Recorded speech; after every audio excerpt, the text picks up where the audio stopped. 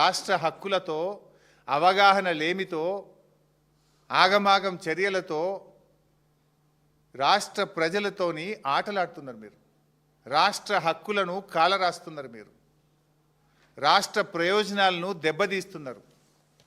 పూటకో మాట మాట్లాడి మీ పరువు తీసుకున్నారు కానీ రాష్ట్రం పరువు తీస్తున్నారు. తెలంగాణ ముఖ్యమంత్రికి ఇంత అవగాహన ఉంది, తెలంగాణ నీళ్ల మంత్రికి ఇంత అవగాహన ఉంది అని పక్క రాష్ట్రాల ముందు నవ్వుల పాలు చేస్తున్నారు ఈ తెలంగాణను మీరు.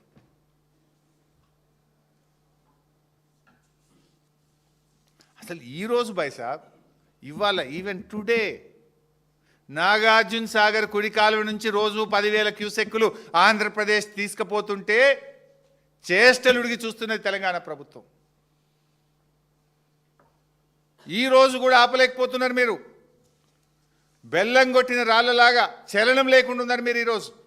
ఈవెన్ టుడే ఈరోజు ఈ నిమిషానికి కూడా తెలంగాణకు అన్యాయం జరుగుతున్నది. వాస్తవానికి ఈ సంవత్సరం వచ్చిన 1010 టీఎంసీల్లో ఆంధ్రప్రదేశ్కు దక్కాల్సింది 666, కానీ ఇప్పటికే 657 తీసుకుపోయింది ఆంధ్రప్రదేశ్. 657 తీసుకుపోయింది. ఇంకా వాటర్ ఇయర్ ఇంకా 5-6 నెలలు మిగిలి ఉంది. అసలు వాళ్ళకు మిగిలింది ఎంత? ఇంకా 9 టీఎంసీలే. కానీ ఇప్పుడు రోజు 1 టీఎంసీ తీసుకుపోతున్నారు. మరి రేపు మనకేం కావాలి? మన విద్యుత్ అవసరాలు ఏం కావాలి? సాగర్ ఎడమ కాలువ ఆయకట్టు ఏం కావాలి? ఎందుకు మౌనంగా ఉంటున్నారు? ఎవరి ప్రయోజనాలు మీరు కాపాడాలనుకుంటున్నారు? ఏంది ఈ చిల్లర? ఈరోజు కూడా 10,000 పోతుంటే ఎందుకు మాట్లాడతలేరు మీరు?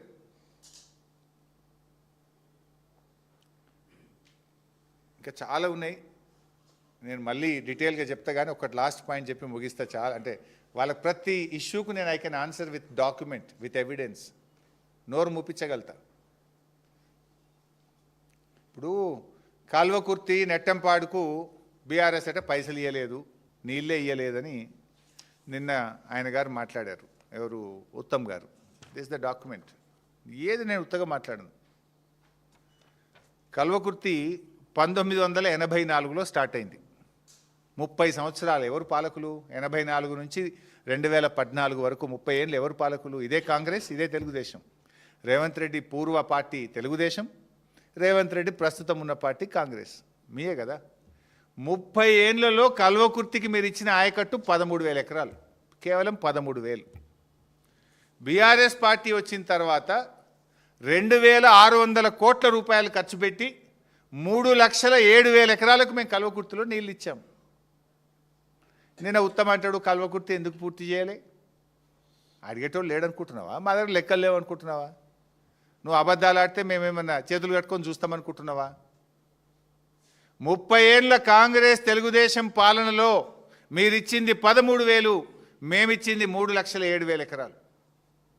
నెట్టంపాడు 9 ఏళ్ళ కాంగ్రెస్ పాలనలో మీరిచ్చింది 2,000 ఎకరాలు, మేమిచ్చింది 1,42,000 ఎకరాలు.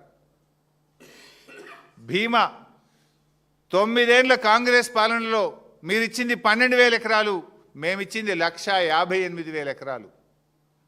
కోయిల్ సాగర్ మీరిచ్చింది గుండు సున్నా 9 ఏళ్ళ కాంగ్రెస్, మేమిచ్చింది 38,250 ఎకరాలు. తుమ్మిళ్ళ లిఫ్ట్ పెట్టి 55,000 ఎకరాలకు నీళ్ళు ఇచ్చాం. ఇట్లా మేము చెరువుల ద్వారా, చెక్ డ్యాంల ద్వారా, తుమ్మిళ్ళ, కల్వకుర్తి, నెట్టంపాడు, భీమా, కోయిల్ సాగర్ ద్వారా 10 లక్షల ఎకరాల్లో పాలమూరులో నీళ్లు బారిచ్చాం మేము. 10 లక్షల ఎకరాల్లో నీళ్లు బారిచ్చాం మేము. మేము నీళ్ళు ఇవ్వలేదంటే అవగాహన ఉండి మాట్లాడుతున్నారా? అవగాహన లేకుండా మాట్లాడుతున్నారా? ఇట్లా అనేక విషయాలు ఉన్నాయి. ఇంకా ఎస్ఎల్బీసీ గురించి కూడా మాట్లాడుతున్నారు. పదే రేవంత్ రెడ్డి అబద్ధం ఆడతాడు. ఆయన బీఆర్ఎస్ అంటే ₹1 ఇవ్వలేదు, ఎస్ఎల్బీసీ పక్కకు పెట్టింది అంటాడు. నేను అసెంబ్లీలో చెప్పిన, అంటే తెలంగాణ ప్రజలకు కూడా విజ్ఞప్తి చేస్తున్నా, ఈ జూటాకోర్ రేవంత్ రెడ్డి మాటలు మీరు నమ్మకండి. అంటే ఆయన ఏంటంటే ఆయనతో సిద్ధాంతం, ఒక అబద్ధాన్ని 100 సార్లు ఆడితే నిజమైద్దనే సిద్ధాంతాన్ని రేవంత్ రెడ్డి గారు అమలు చేస్తూ ఉన్నారు. ఎస్ఎల్బీసీ ప్రాజెక్టు మీద బీఆర్ఎస్ ప్రభుత్వము అసలు మేము వచ్చినాడు కల్వకుర్తి కూడా, నేను first time as irrigation minister కల్వకుర్తికి పోయిన పంప్ హౌస్కు. నేను పోయినాడు పంప్ హౌస్ అప్పటికి పాడుబడిపోయి 5 ఏళ్ళు ఆ మూలకబడి. నేను పోయి ఆడ నిలబడి చూస్తుంటే గబ్బిలాలు లేచినాయి వాళ్ళకి, పంప్ హౌస్ దగ్గర గబ్బిలాలు లేచి వచ్చినాయి.